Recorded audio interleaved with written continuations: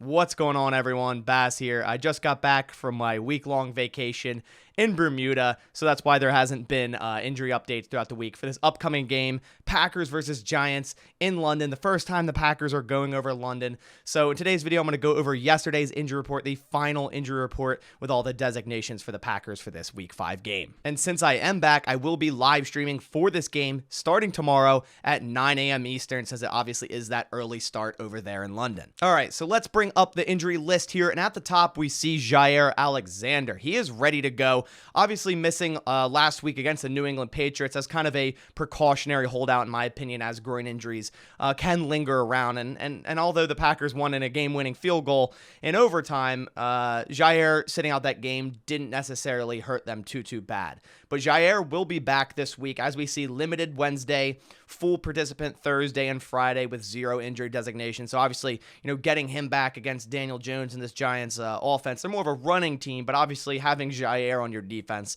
will help it. Then we see Adrian Amos, who left early last game with that concussion and never returned. Did not participate Wednesday, limited Thursday and Friday, so it looks like he did clear concussion protocol. Obviously, you want all that to be safe and sound for him to play in the game. He is questionable, but we might end up seeing him not play in this game due to all the concussion stuff that's going around right now. And then next on the list, we see David Bakhtiari. Again, 2 practice days and then 1 off. I think this is the first time his off day was on a Friday. We see limited Wednesday and Thursday, did not participate on a Friday, but he has no designation. He will again play. I think this might be the game where he gets all of snaps at left tackle. He got more snaps last week than he did in the previous game, and I think he will be ready to have a full game here against the Giants here. Then we see Tariq Carpenter, an abdomen injury, limited all week, questionable for this upcoming game. Elgton Jenkins, limited all week, again, off injury designation. He's been starting at right tackle for the Packers, kind of been struggling there, but this offensive line is obviously better with Elgton Jenkins on it. So I do expect him to get better as the weeks go on, as he gets back into that full playing style that we're used to seeing from Elgton Jenkins. Then we see Allen Lazard, again, limited all week with the ankle injury. I assume he's going to be on this injury report a lot. Limited most of the week, and then no designation or questionable on Sunday. But he has no designation here. He is ready to go.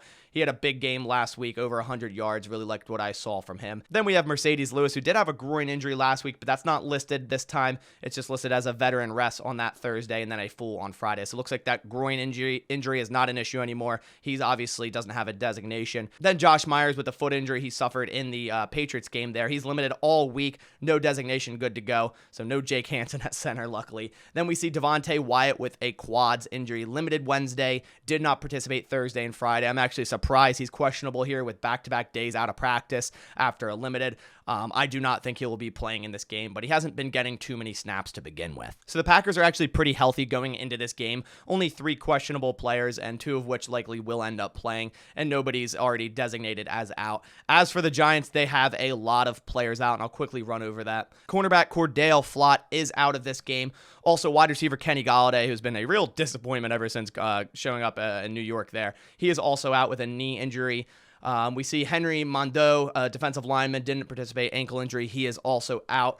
We have Azeez Ojulari, their edge rusher. He is out. Wan'Dale Robinson, another wide receiver, is out. Their backup quarterback, Tyrod Taylor, with a concussion, is out. Kadarius Toney with a hamstring, another wide receiver, is out. So they have 3 wide receivers on this list out. They're going to be really short at wide receiver. And then also Leonard Williams, their star defensive lineman, is questionable in this game. Daniel Jones had an ankle injury. He was limited Wednesday, Thursday, full participation Friday. He is good to go. He will be the starting quarterback for the Giants for this game. But the Giants are way more banged up than the Packers in this game, but they still are one of the better running teams so far for this season on offense. So the Packers are going to have to really try to shut down that run game. It's going to be hard to do. Saquon Barkley is a really good running back, and the Packers haven't done a great job at shutting down the run so far this year, and especially with someone like Devonte Wyatt out, they're going to have less depth at the defensive line spot if he indeed does not play. But the Packers are really going to have to focus on stopping this run game.